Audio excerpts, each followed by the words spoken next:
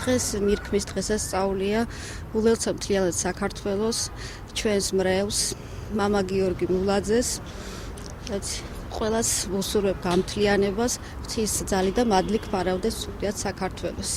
ჩემი შვილი ეზიარა, მისი მადლი ფარავდეს ყველა ბავშვს. გილოცავთ ყველას ამ დიდ დღესასწაულს.